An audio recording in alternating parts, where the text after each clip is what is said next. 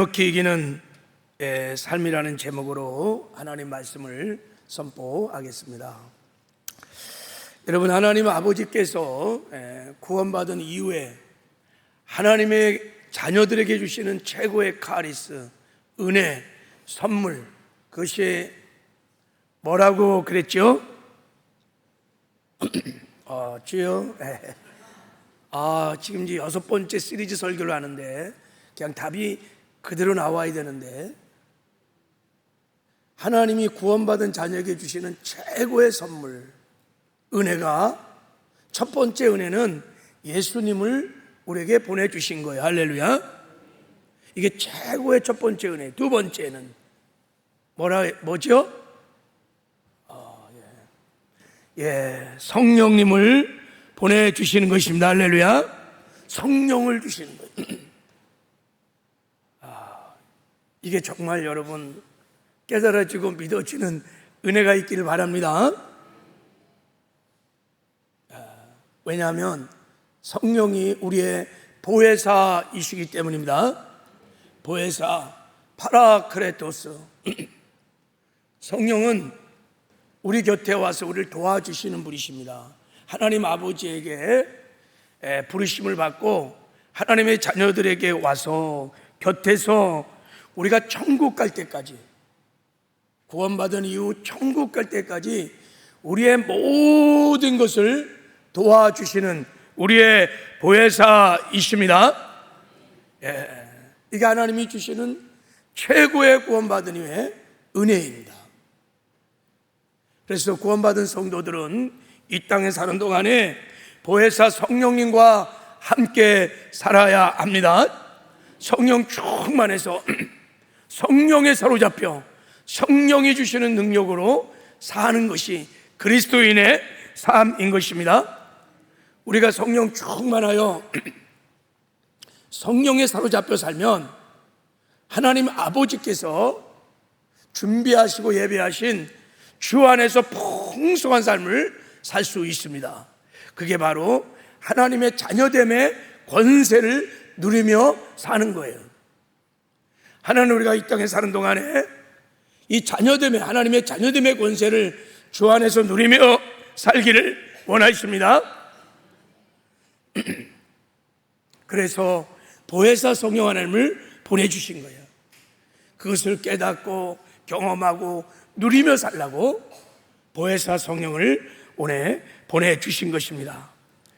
특별히 이제 우리 로마서 8장에는 우리가 성령에 사로잡혀 살 때 하나님의 자녀들이 누리게 되는 주 안에서의 풍성한 삶, 자녀됨의 권세가 잘 나와 있습니다. 그래서 우리 지난 5주 동안 로마서 8장에 나와 있는 자녀됨의 권세들을 지금 살펴보고 있습니다.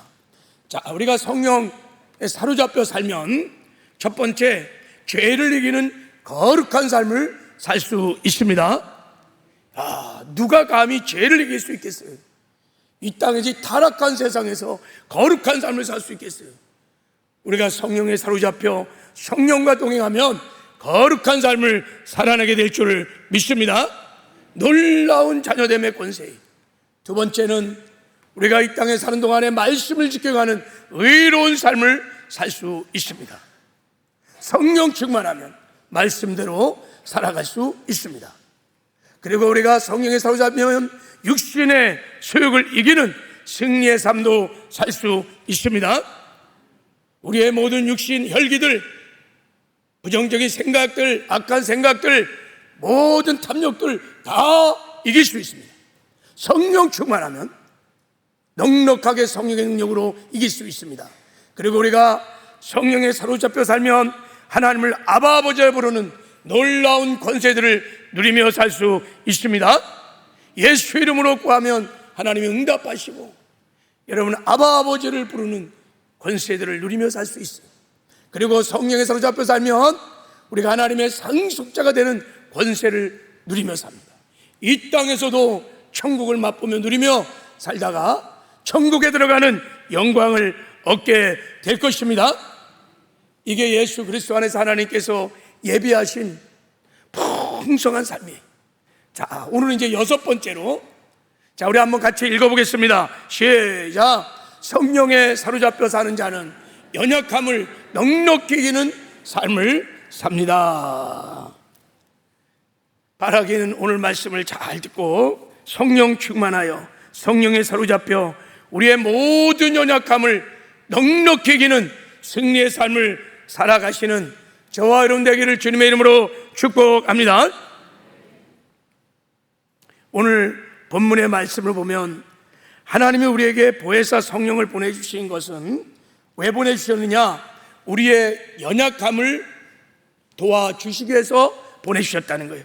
자, 우리 한번 읽어보겠습니다. 26절 시작. 이와 같이 성령도 우리의 연약함을 도우시나니 우리가 마땅히 기도할 바를 알지 못하나 오직 성령이 말할 수 없는 단식으로 우리를 위하여 친히 간구하시느니라.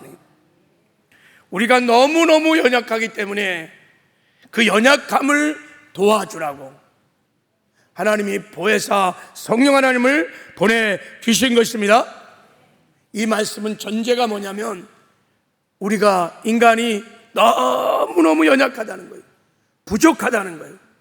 말할 수 없이 연약한 존재라는 거예요.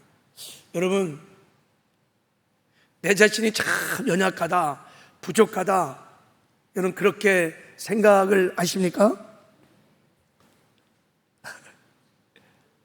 아, 나는 완벽해, 나는 완전해. 사람은 얼마나 연약한지 모릅니다. 얼마나 연약하냐면, 자, 오늘 본문에 보면 저 연약함이 단수가 아닙니다. 원문에 보면 복수예요, 복수. 연약함들을 도와주시려고. 그러니까 연약한 것이 한두 가지가 아닌 거예요.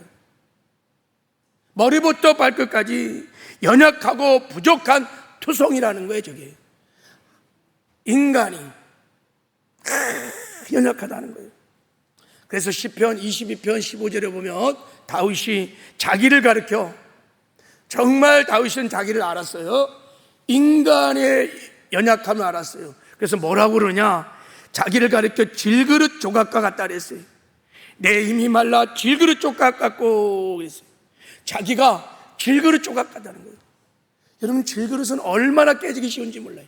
흙으로 만들어져서 그냥 조금만 충격을 주면 풍지박살이 나는 거예요. 산산조각이 납니다.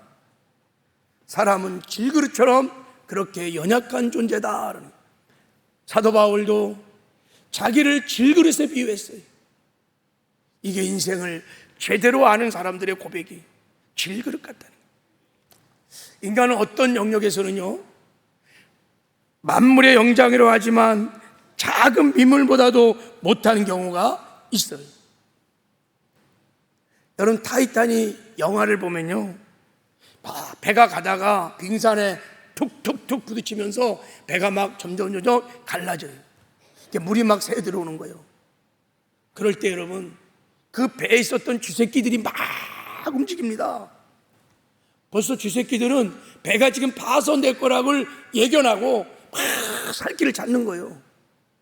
근데요, 사람들은 그 연회장에서 먹고 마시고 배가 지금 금이 가갖고 물이 새 들어오고 지금 이제 파손되는 직전인데 몰라.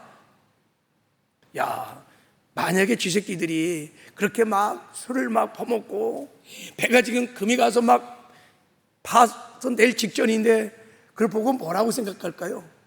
야, 정말 웃긴다. 인간이 그래요.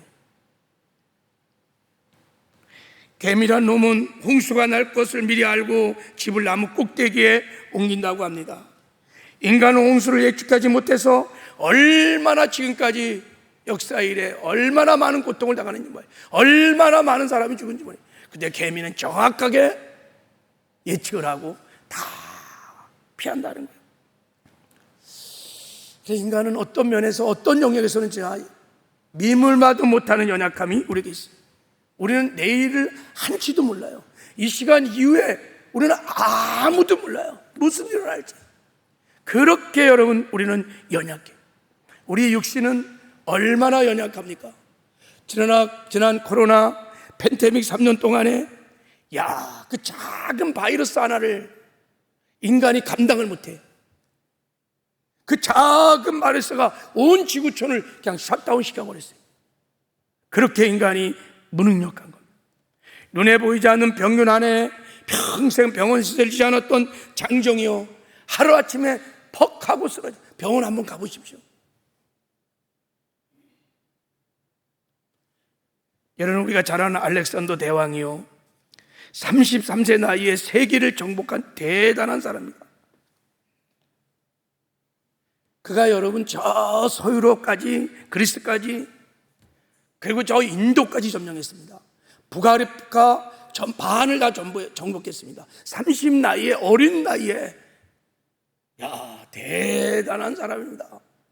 근데 이 알렉산더 대왕이 33살 나이에 죽었어요. 왜 죽었는지 아십니까? 여러분, 열병, 말라리아라고 하는 열병에 걸려서 죽었어요.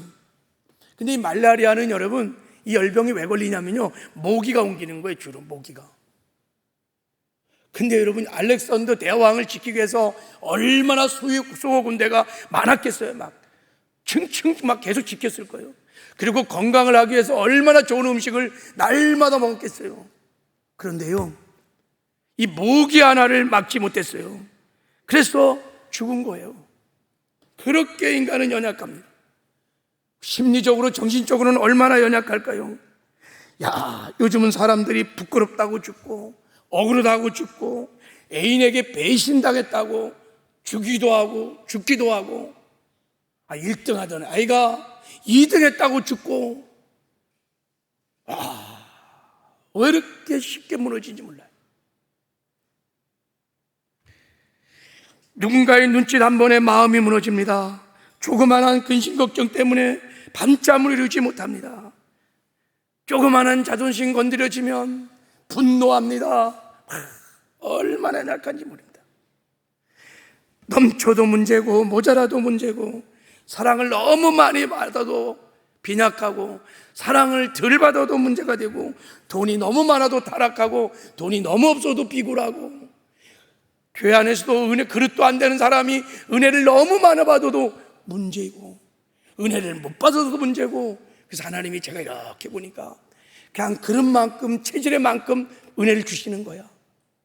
그릇도 안 된 사람이 은혜를 잔뜩 받으면 교만하고, 그래서 하나님이 체질에 맞게 주는구나, 그런 생각이 들어요.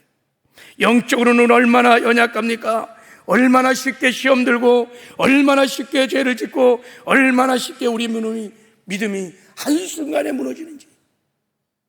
10년, 20년, 30년의 신앙의 믿음이 그냥 한순간에도 와르르 무너질 수 있어요.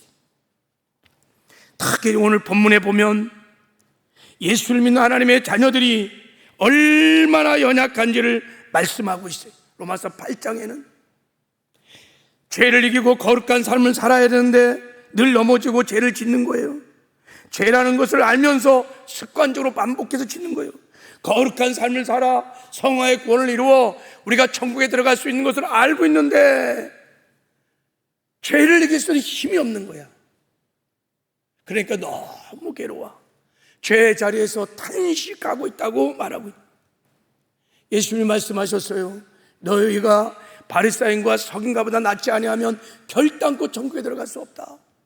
말씀을 지켜가는 의의 삶을 살아야 천국에 들어간다는 거예요. 우리가 압니다. 그런데 우리는 말씀도 살지 잘 못해요. 그래서 우리의 안타까움과 고통이 있는 것입니다. 음란하지 말아야 되는데 음란하고 술 취하고 방탕합니다.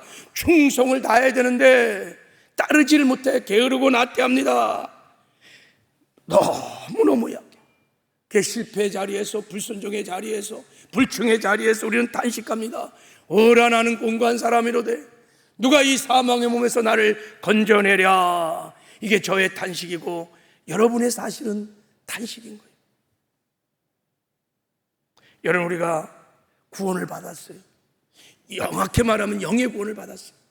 이제 구원을 받아서 성화의 구원을 이루며 영화의 구원을 이뤄서 우리는 천국에 들어갈 거예요. 그런데요, 이런 육신을 입고, 연약한 육신을 입고 타락한 세상을 지나 천국에 가는 길에 우리가 감당하기 힘든 많은 어려움이 있습니다.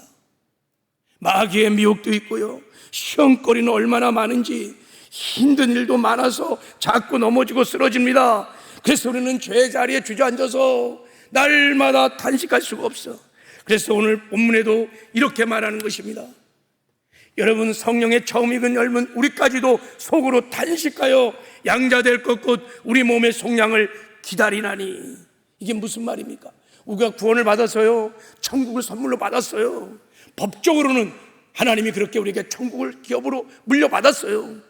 그런데 실제로 우리가 구원을 완성하여 천국에 들어가려면 힘이 없다는 거예요. 능력이 없다는 거예요. 거룩하게 의롭게 살 능력이 없다는 거예요. 그래서 탄식을 하는 거예요. 너무 연약하기 때문에. 마치 이스라엘 백성이 약속의 땅 가나안을 하나님께 받았어요. 근데 실제로 그 땅에 들어가서 그 땅을 정복하고 다스릴 수 있는 힘이 없는 거예요. 이게 이스라엘 백성의 연약함이에요. 저와 여러분들의 연약함이. 그래서 여러분, 사람은 절대적으로 도움이 필요합니다. 우리나라 격언에 뒷동산 호랑이가 돌봐주어도 도와주는 데가 있어야 산다 그래요. 돕는 자가 있어야 산다는 거예요. 그래서 사람을 사회적 동물이다 이런 말을 하잖아요. 그게 사람은 도움 없이는 살 수 없다는 거예요. 그래서 어릴 때 부모의 도움을 받고, 또 늙어서는 자녀의 도움을 받고, 스승의 도움을 받고, 나라의 도움을 받고, 다양한 도움을 받고 사는 거예요. 근데 여러분, 사람의 도움은 한계가 있어요. 항상 사람이 나를 도와주는 게 아니고, 기분 좋을 땐 도와줄 수 있어요. 유익할 땐 도와줄 수 있어요. 그러나 기분 나쁘면 안 도와줘요. 도와주는 능력도 한계가 있어요. 여러분, 특별히 사람의 도움은 우리가 구원을 이루어 천국에 가는데 전혀 도움이 안 돼요. 누가 우리가 이 땅에 타락한 세상에 살면서 죄와 구별된 거룩한 삶을 살 수 있도록 도와줄 수 있어요? 누가 우리가 말씀을 지켜 행할 수 있는 의의 삶을 살 수 있도록 도와줄 수 있나요? 여러분, 누가 우리를 죄악의 자리에서 거룩한 자리로 옮겨줄 수 있을까요? 누가 사망의 자리에서 생명의 자리로, 누가 우리가 이 세상에서 우리를 천국으로 인도해 줄 수 있을까요? 인간은 불가능해요. 오라, 나는 공고한 사람이로다. 누가 이 사망의 몸에서 나를 건져내랴. 이게 우리의 탄식이에요. 그래서 오늘 본문의 말씀 보면 보혜사 성령님이 우리의 이런 연약함을 도와주기 위해서 이 땅에 오신 것입니다. 할렐루야. 여기에 소망이 있는 거예요. 이와 같이 성령도 우리의 연약함을 도우시나니. 할렐루야. 우리의 보혜사로, 우리의 돕는 자로 우리 안에 오셔서 우리와 함께 하시는 것입니다. 성령이 아니고는 우리가 소망이 없어요. 여러분, 하나님 우리의 연약함을 책망하지 않으십니다. 도와주십니다. 근데 마귀는요, 우리의 연약함을 가끔 공격합니다. 연약함을 통해서 시험 들게 하고, 낙심하고, 절망하고, 두려워하게 합니다. 믿음을 떠나게 하고, 신앙을 다 파손시킵니다. 근데 성령님은 우리 연약함을 책망하지 않으세요. 우리 연약함을 도와주십니다. 우리가 연약하면 연약할수록 성령이 더 가까이 하시면서 성령께서 더 우리를 도와주십니다. 그러므로 예수 그리스도 안에 하나님의 자녀들은 연약함 때문에 여러분 실패자가 될 것이라고, 또 우리가 연약함 때문에 성공적인 삶을 살 수 없다고 생각하지 마시기를 바랍니다. 할렐루야. 우리가 솔직하게 연약함을 인정하고, 여러분 성령의 충만을 구해서 보혜사 성령의 도우심을 받으며 사는 것이 중요합니다. 성령 충만한 게 중요해요. 여러분, 성령께서 우리를 연약함을 도와주실 것입니다. 자, 그래서 오늘 본문 말씀을 다시 한번 좀 보십시오. 이와 같이 성령도 우리의 연약함을 도와주신다는 거예요. 특별히 우리가 구원을 이룰 수 없는, 거룩한 삶을 살 수 없는, 의의 삶을 살 수 없는, 충성된 삶을 살 수 없는 우리의 연약감을 성령이 오셔서 도와주신다는 거. 할렐루야. 이때 이 도와준다는 말이, 성령이 우리를 도와준다는, 연약함을 도와준다는 말이 당시 이 헬라어로, 당시 그들이 썼던 말로 표현하기가 굉장히 어려웠던 것 같아요. 그래갖고 헬라어 원문을 보면 저 도와준다는 말이 세 단어로 합성을 시켰던 단어예요. 저 도와준다는 말이 헬라어로 순 안티람바노마이 그래. 순 안티람바노마이 그런 거예요. 자, 순이라는 것은 같이, 함께, 그러니까 내 곁에 다정히 함께 있다, 이런 뜻이에요.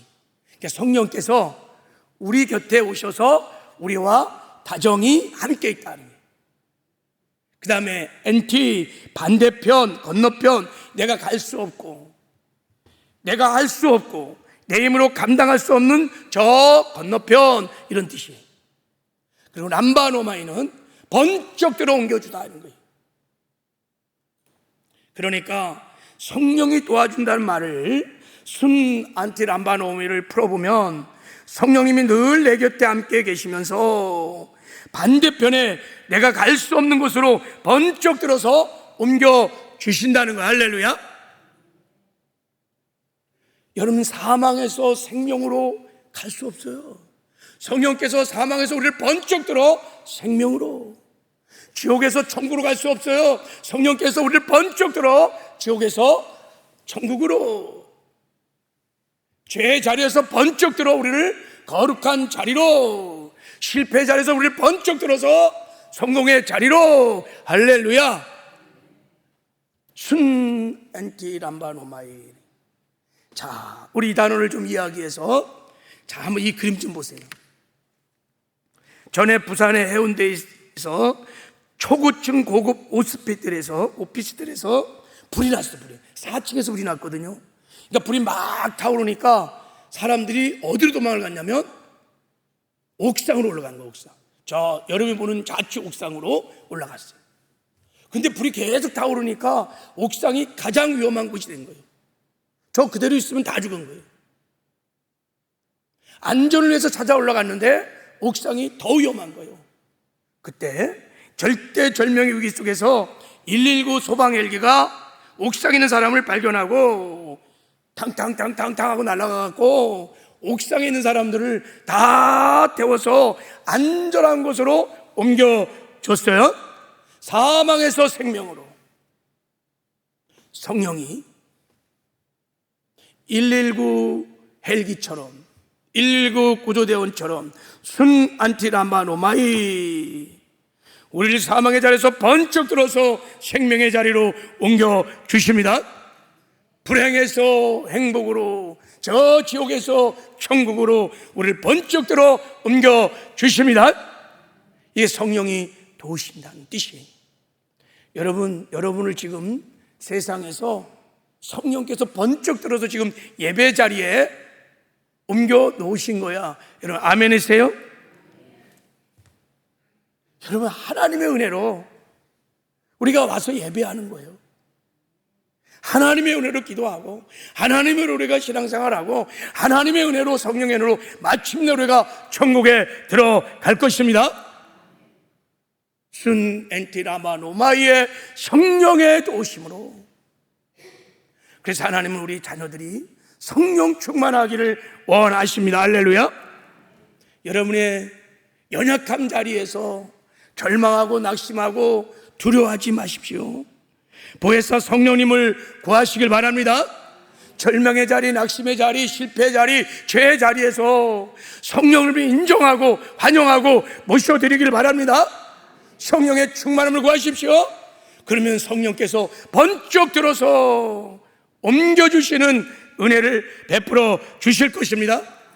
우리가 연약하기 때문에, 너의 힘으로는 도저히 천국 올 수 없기 때문에, 너의 힘으로는 도저히 구원을 이룰 수 없기 때문에 아버지께서 구원받은 자녀에게 보혜사 성령 하나님을 보내주신 것입니다. 성령은 우리 연약감 때문에 우리와 함께하는 거예요. 사실은 우리의 연약감이 성령과 동행하는 비결인 거예요. 역설적으로 생각해 보면 우리의 연약함이 있기 때문에 성령이 우리와 함께 하시는 거고, 우리의 연약함 때문에 성령이 우리와 동행을 하시는 것입니다. 우리의 연약함은 성령의 능력을 담을 수 있는 통로요 그릇과 같은 것입니다. 그래서 사도 바울이 그랬어요. 여러분, 사도 바울에게 육체의 가시가 있어. 너무 괴로워. 성경학자는 그게 뭐 간질이라 그러고 뭐 안질이라 그러고, 대부분 사람이 사도 바울이 간질이 있었다고 그래요. 공황장애 같은. 간질 아시죠? 여러분, 그게 얼마나 사도로서 사람들에게 덕이 안 돼요. 아니, 설교하다가 갑자기 그런 증상이 나타나 봐요. 복음을 전하는데 얼마나 그것이 여러분 장애가 되겠어요. 사도 바울의 인생의 가장 큰 연약함이었어요. 그래서 사도 바울이 하나님께 3번 간구했다 그래요. 이건 3번만 기도했다는 뜻이 아니라 완전한 수, 하나님께 간절히 기도했다. 하나님, 나의 연약함을 거둬주세요. 나의 연약함을 치료해주세요. 하나님, 도와주세요. 기도를 하고 하는데 응답이 없어 어느 날 하나님의 음성이 들려왔는데 이렇게 말씀하시는 거예요. 바울아, 내 은혜가 내게 족하도다. 이는 내 능력이 약한 데서 온전하여 짐이니라. 무슨 말씀입니까? 너의 그 약함 때문에 하나님의 능력이 너와 함께 하신다는 것입니다. 아니, 왜? 내 약함 때문에 하나님이 나와 함께 하시는 겁니까? 내 약함 때문에 교만하지 않는 거예요. 내가 부족하고 연약한 사람은 교만하지 않아요. 내가 의롭고 내가 완전하다 생각하니까, 나는 그래도 괜찮다 생각하는 사람이 교만하지. 내가 부족하고 너무 연약해. 그러면 성령을 의지합니다. 성령의 충만을 구합니다. 그러면 성령의 능력이 임하는 거예요. 그러니까 사도 바울의 가시는 그 연약감은 성령의 능력을 담아내는 그릇이었고, 성령과 동행하는 비결이었고, 하나님께 끝까지 쓰임을 받을 수 있었던 능력인 것이었습니다. 할렐루야. 사도 바울이요, 이 연약함의 비밀을 깨닫고 그때부터는 연약함 때문에 낙심하고 절망하고 두려워하지 않고, 연약함을 기뻐하고 감사하고 자랑을 하기 시작합니다. 보세요, 이 말씀 한번 볼까요? 야, 얼마나 역설적인지 몰라요. 자, 우리 한번 9절 말씀 한번 읽어보겠습니다. 시작. 나에게 이르기를 내 은혜가 내게 족하도다. 이는 내 능력이 약한 데서 온전해짐이라 하신지라. 그러므로 도리어 크게 기뻐함으로 나의 여러 약한 것들에 대하여 자랑하리니 이는 그리스도의 능력이 내게 머물게 하려 함이니라. 나의 여러 약한 것들에 대해서 자랑한다는 거예요. 기뻐한다는 거예요. 그래서 여러분, 궁핍과 능력과 박해와 공고를 자랑해, 기뻐해. 야, 대단하죠.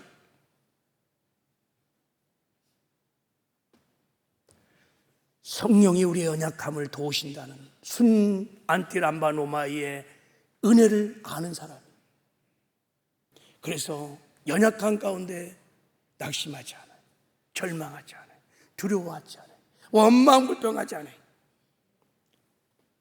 여러분, 지금 여기서 성령께서 도와준다고 하는 이 도와준다는 이 시제가 여러분 현재 시제입니다. 그러니까 과거에 도와줬다 이런 뜻이 아니에요. 앞으로 도와줄 거다 이런 뜻도 아니에요. 시제가 현재, 지금, here and now, 지금 이 자리에 성령이 함께 하셔서 지금 이 자리에 이 순간에 우리를 도와주신다는 거야. 할렐루야. 그러므로 여러분, 우리 그리스도인들은 이 약속의 말씀을 정말 믿으면 지금 이 자리에 눈에 보이지 않지만 우리와 함께 하시는 보혜사 성령 하나님, 수넨티람바노마이로 우리를 도와주시는 그 하나님을 인정하고 환영하고 모셔드려야 돼요. 성령의 임재를 늘 인정해 드리셔야 돼요. 지금 여러분, 눈에 보이지 않지만 성령이 이 자리에 함께 가신다, 이걸 인정하는 순간 여러분의 예배가 달라질 거예요. 여러분의 찬양이 달라질 거예요. 그 임재 앞에서 온 마음 다해 전심으로 찬양하고 예배할 거예요. 성령이 도와주십니다. 그래서 예배 중에 임재하시는 영광도 보게 하시고 음성도 듣게 하시고 예배에 성공하게 도와주십니다. 지금 이 자리에, 언제나 내 삶의 자리에 함께 하시는 성령님을 인정하시기를 주님의 이름으로 축복합니다. 여러분의 가정에서도, 직장에서도, 삶의 자리에서도 Now and here, 여기 지금 성령이 계시다. 그렇게 성령을 인정하고 환영하고 모셔드리면 놀라운 역사가 일어나기 시작할 것입니다. 우리의 가장 연약함의 문제는요, 이 보혜사 성령 하나님을 우리가 무시한다는 거예요. 인정하지 않는다는 거예요. 그래서 성령 하나님이 너무 슬퍼한다는 거예요. 성령 하나님의 도우심을 받지 못한다는 거예요. 성령을 구하지 않는다는 거예요. 성령에 충만하지 못하다는 거예요. 성령의 통치와 다스림을 잘못 받는 거예요. 이게 우리 하나님의 자녀들의 가장 어쩌보면 심각한 문제인 거예요. 여러분, 고난 중에 낙심하고 절망하지 말고 늘 성령 하나님 바라보면서 성령 충만하여 순 안티 람바 노마이의 은혜를 누리며 사시기를 주님의 이름으로 축복합니다. 자, 이제 성령께서 구체적으로 우리의 연약함을 어떻게 도와주는지, 우리의 연약함을 어떻게 우리를 도와주는지, 사망을 어떻게 생명으로, 죄를 어떻게 의로움으로, 불행을 행복으로 바꿔주시는지, 순한티 람바노마이를 어떻게 하시는지를 이제 구체적으로 말씀을 하고 있어요. 자, 우리 로마서 8장 26절을 보겠습니다. 자, 우리 한번 읽겠습니다. 26절만 시작. 이와 같이 성령도 우리 연약함을 도우시나니 우리가 마땅히 기도할 바를 알지 못하나 오직 성령이 말할 수 없는 탄식으로 우리를 위하여 친히 간구하시느니라. 성령께서 말할 수 없는 탄식으로 저와 여러분을 위하여, 하나님의 자녀를 위하여 탄식하며 기도하신다는 거예요. 탄식하며 기도해 주심으로 저와 여러분을 도와주신다는 거예요. 할렐루야. 야, 대단한 은혜입니다. 이게 어마어마한 은혜입니다. 그러면 성령이 말할 수 없는 탄식으로 우리를 위해서 기도해 준다는, 이게 무슨 뜻일까요? 왜 성령이 말할 수 없는 탄식으로 하나님의 자녀들을 기도해 줄까요? 그리고 무슨 기도를 구체적으로 할까요? 자, 이거를 알아야 우리가 성령을 구합니다. 이걸 알아야 성령을 인정하고 환영하고 모셔드리고 성령을 갈망합니다. 자, 여기서 성령이 말할 수 없는 탄식이라고 하는 것을 원문을 보면 해산의 고통이라는 뜻을 갖고 있어요. 해산의 고통. 여러분, 여자가 이제 아기를 낳을 때 고통스럽죠. 힘듭니다. 나는 뭐 아기를 안 낳아봐서 다 그래요. 막 사경을 헤맨다 그랬잖아요. 그죠? 진짜 아프죠. 그죠? 아기 낳을 때. 그런데 산모가 아기를 낳을 때 그 고통이 막 저주스럽고 원망하고 불평하고 막 하소연을 하나요? 아니야. 고통스럽지만 사랑하는 아기가 탄생에 대한 소망을 가지고 해산의 고통을 이겨 나가는 거예요. 고통스럽지만 소망이 있는 거. 왜? 내 사랑하는 아기가 이 고통을 통하여 잉태될 것이니까. 맞죠? 그죠? 마찬가지로 성령 하나님께서 우리의 연약함을 위해서 말할 수 없는 탄식으로 기도할 때 성령께서 막 원망 불평하면서 맥없이 하소연 없이 그렇게 탄식한다는 뜻이 아니라는 거예요. 이 말씀은 로마서 8장 전체를 통해서 해석해 보면 하나님의 자녀들이 연약함을 통하여 변화되어 성화의 구원을 이루어서 주님이 다시 오는 날 신령한 몸으로 변화되어서 천국에 들어가서 영원히 하나님의 영광을 누리는 모습을 성령이 바라보면서 그 영광스러운 그날을 소망하면서 말할 수 없는 탄식으로 성도를 위해서 기도해 주신다는 거예요. 할렐루야. 성령께서 우리의 미래를 아셔요. 우리의 최종 순리를 알아요. 우리가 영광의 그날에 들어가서 영원히 하나님과 함께 살 것을 아세요. 우리를 향한 소망을 가지고 사랑으로 간구한다는 거예요. 이건 절망의 탄식이 아닙니다. 소망의 탄식입니다. 그 소망이 뭐냐? 자, 지지난주에 제가 설교했던 내용이에요. 자, 우리 한번 읽어보겠습니다.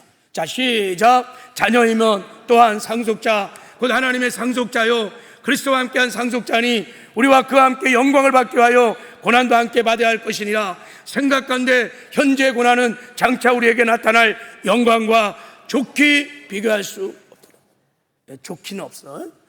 비교할 수 없도다.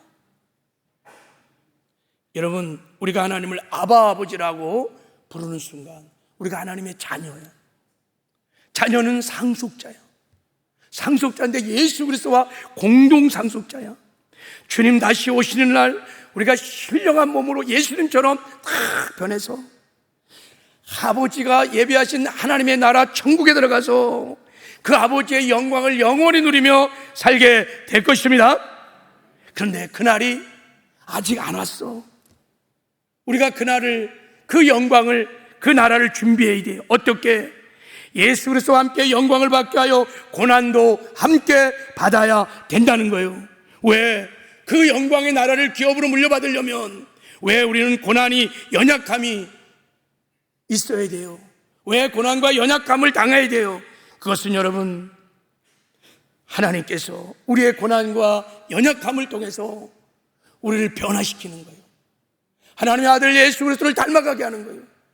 그래서 우리가 닮은 만큼 신령한 몸으로 변할 것이고, 신령한 몸으로 변한 만큼 우리는 천국 가서 영원히 하나님의 영광을 누리게 될 것입니다.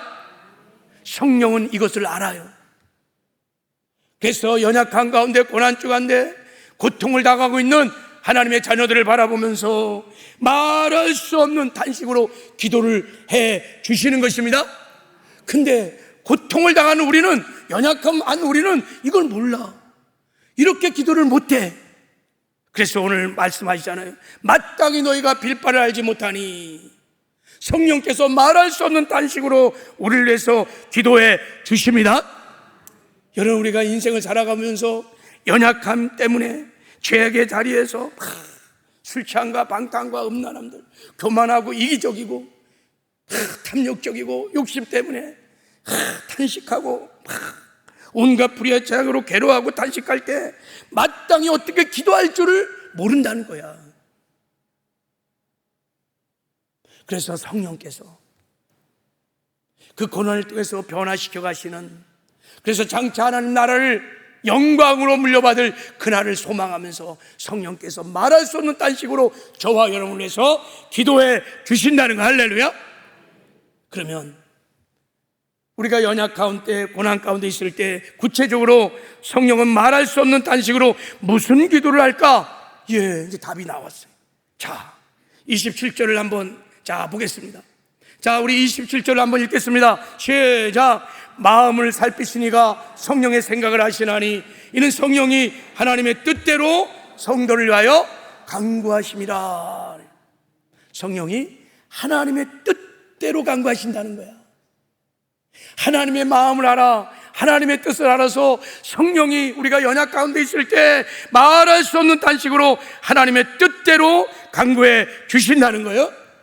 그러면 저 하나님의 뜻이 뭘까요? 저와 여러분을 향하신 하나님 아버지의 마음, 아버지의 뜻이 뭘까요? 자, 28절에 나와 있습니다. 우리 같이 한번 읽겠습니다. 시작. 우리가 알거니와 하나님을 사랑한 자 곧 그 뜻대로 부르심을 자들에게는 모든 것이 합력하여 선을 이루니라. 하나님의 뜻은 우리의 모든 연약함이 합력하여 선을 이루시는 거예요. 성령께서 우리 연약함 가운데 말할 수 없는 탄식으로 우리를 위해서 기도해 주시는 것은 우리 연약함이, 우리의 고난이 합력하여 선을 이루게 하시도록 기도를 하신다는 거예요. 그러면 저 합력하여 선을 이루시는 저 선이 뭐예요? 저 선을 아가도스라고 합니다. 아가도스라는 것은 하나님께서 기뻐하시는 일, 하나님께서 바라시는 일, 하나님이 원하시는 일, 이런 뜻이에요.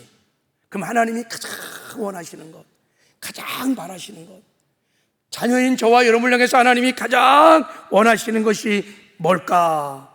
그것이 29절에 나와 있어요. 자, 29절 한번 읽겠습니다. 시작. 하나님이 미리 아신 자들로 또한 그 아들의 영상을 본받기 위하여 미리 정하셨으니 이는 그로 많은 형제 중에서 맏아들이 되게 하려 하심이니라. 하나님이 바라시는 것은 그의 아들의 형상, 예수 그리스도를 하나님의 자녀들이 닮아가는 것입니다. 할렐루야. 우리 안에 두신 하나님의 형상을 회복시키는 거예요. 예수를 닮아가는 것입니다. 예수님의 인격, 성품, 능력을 닮아가는 것입니다. 하나님의 형상을 회복시켜 가는 것이 하나님의 아가도스, 합력하여 선을 이루시는 것입니다. 할렐루야. 하나님이 가장 원하는 구원받은 후에 하나님의 자녀를 향해서 우리 하나님의 자녀들이 예수 그리스도를 닮아가기를 원하는, 그리스도의 장성한 분량까지 성장하기를 원하시는 것입니다. 작은 예수가 되는 것입니다. 왜 그럴까요? 말씀드린 대로 우리가 예수를 닮아가야, 우리가 성화를 이루어야 그 성화를 이룬 만큼 신령한 몸으로 변화될 것이고, 신령한 몸으로 변화돼야 천국에 와서 영원히 하나님의 영광을 그 신령한 몸으로 변화된 만큼 누릴 수 있기 때문인 것입니다. 하나님은 천국을 기업으로 예비하시고 천국을 상속하려고 그러는데, 하나님의 자녀들이 이 천국을 누릴 준비를 안 됐을 때 탄식하면서 성령이 기도하시는 거예요. 그래서 하나님께서 우리의 연약함을 통하여, 고난을 통하여, 역경을 통하여 우리를 연단하시는 것입니다. 예수 그리스도를 닮아가게 하시는 것입니다. 성령께서 간절히 말할 수 없는 탄식으로 그 연약함과 고난을 통해서 우리가 예수를 닮아가도록 합력하여 선을 이루도록 기도를 하시는 줄 믿습니다. 그래서 여러분, 성도들에게 겪는 고난이나 역경이나 연약함들은 하나님 우리를 그리스도로 닮아가는, 주님의 사람으로 만들어가는, 작은 예수로 만들어가는 연단이요 과정이라는 것을 믿으시기를 바랍니다. 늘 말씀드리죠. 하나님께서 우리 자녀들에게 주시는 최고의 칭찬, 세상에서 하나님이 정말 우리 자녀들이 받기 원하시는 최고의 칭찬은요, 야, 당신을 보니 예수 믿고 출세했네요, 예수 믿고 성공했네요, 예수 믿고 잘 나가네요, 예수 믿고 건강하네요, 뭐 이런 게 아니에요. 야, 당신의 삶을 보니 예수님을 보는 것 같습니다. 예수를 닮은 것 같네요. 내가 당신을 보니, 야, 우리 장로님을 보니, 우리 권사님을 보니, 우리 집사님을 보니, 야, 예수님을 보는 것 같아요. 예수님이 누군지를 알겠어요. 정말 천국에 있는 것 같네요. 그렇게 예수 그리스도를 닮아가기를 원하시는 거죠. 그래서 성령이 우리의 연약함을 품고 말을 쏟는 단식으로 아버지의 마음을 알기 때문에, 아버지의 뜻을 알기 때문에 탄식하며 기도하여 우리 연약함이 아버지 예수를 닮아가는 합력과 선을 이루도록 그렇게 기도해 주시는 것입니다. 그러므로 여러분, 이 성령의 도우심을 우리가 받기 위해서 늘 성령 충만하시기를 주님의 이름으로 축복합니다. 말씀을 맺겠습니다. 여러분, 사람은 연약합니다. 특별히 우리는 구원을 이루가기에 너무너무 연약합니다. 우리가 연약하다는 사실 때문에 그렇다고 너무 여러분 괴로워하거나 고통하지 마십시오. 하나님 우리의 연약감 책망하지 않습니다. 그게 인생의 체질인 것을 잘 알고 계십니다. 그래서 보혜사 성령 하나님을 우리에게 보내주셨습니다. 보혜사 성령 하나님께서 우리의 연약함을 도와주기 위하여 우리의 보혜사로 우리와 함께 하십니다. 이제부터 여러분, 이 사실을 믿는 우리 성도들은 이제 연약한 가운데 열악한 환경만 보고 도움이 없는 인생들 바라보고 질끝까지 깨지기 쉬운 나 자신 바라보면서 낙심하고 절망하지 마시기 바랍니다. 누구도 원망하고 불평하지 마세요. 두려워하지 마십시오. 모든 것이 합력하여 선을 이루도록 탄식하며 기도하는 보혜사 성령 하나님을 바라보시길 바랍니다. 성령님을 의지하시기 바랍니다. 성령의 충만함을 구하시길 바랍니다. 그리고 성령에 사로잡혀 살기 시작하면 반드시 우리의 고난과 연약함들을 합력하여 선을 이루어 주실 것입니다. 넉넉히 이기는 승리를 주실 것입니다. 이런 은혜를 주 안에서 누리며 살아가기를 주님의 이름으로 축복합니다.